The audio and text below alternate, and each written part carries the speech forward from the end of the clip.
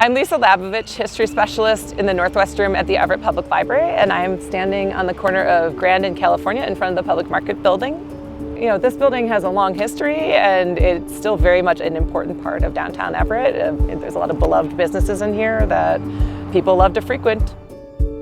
The earliest that we have about this building was that the construction permits were from 1908 and they were taken out by a guy named James Elijah Bell. And he had the goal to open a stable and storage company. And they operated as a horse stables from 1909 until about, I'd say 1912 or so, when they started pivoting to look into motorized transport. But they did keep the horses for a while. So when you go in this building, you'll see it is built to hold weight. I mean, the floors are very solid old growth. You've got these huge timbers that used to be the stall dividers and things like that. You can still see remnants of that now. And over time, it kind of shifted to motorized freight. So you had long haul trucking and local, like big earth moving machinery and stuff like that. So it always had this kind of trucking and hauling component to it. And that went till about 1931. By 1943, Boeing took out leases for 2 buildings in downtown Everett. And what they built here, or assembled here, were the bulkheads and camera wells and radio compartments. And a lot of the employees that worked out of here were women. At the peak of production, there were about 1,400 men and women that worked here. They also had business offices and the assembly areas. And that operated until it basically abruptly closed at the end of the war. I think that the final date for production was in October of 1945. So then from there, you have another one of the long-term tenants, Sears Roebuck Company, opened up a warehouse here. And then towards the end of the 70s, you had an entrepreneur named Barry Hollander. He kind of hatched an idea to divide this space up into smaller units that were more amenable to a more eclectic array of businesses.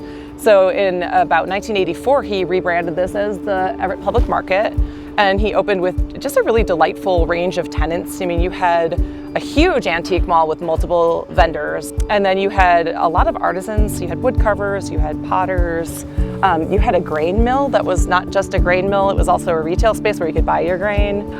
You had other professional services, so you had lawyers in there, you had medical practitioners, which still endures today. And then in the, I think it's 1988 or so, you had Sisters showed up.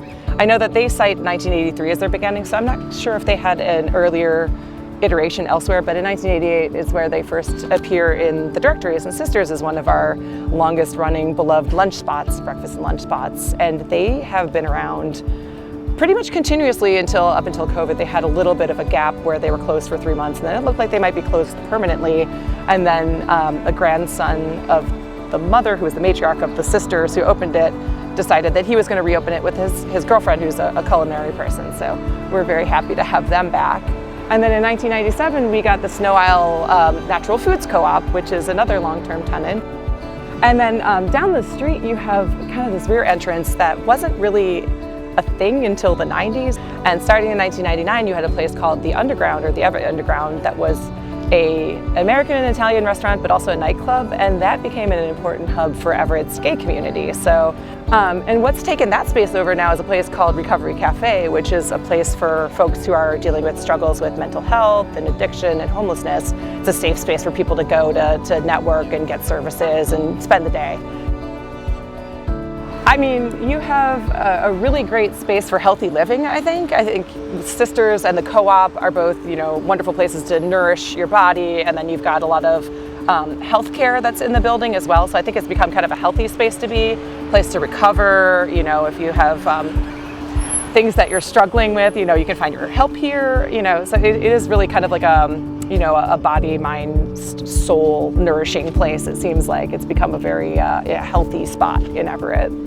Basically, since this building rebranded as the Public Market, it seems like it's attracted progressive businesses. I mean, it started with holistic healthcare and soon branched, things like, grinding your own grain and being artists, and then it branches into natural foods, and then you've got, people that are taking care of people with addiction and homelessness, and you have a safe space for the LGBTQ community. So for whatever reason, this corner seems to be an incubator for people that are progressive and care about their community and care about the vulnerable people in their community. So that's a really nice legacy for this building, more of a modern legacy, but it's something that's been going on for about 30 years now at this space. So.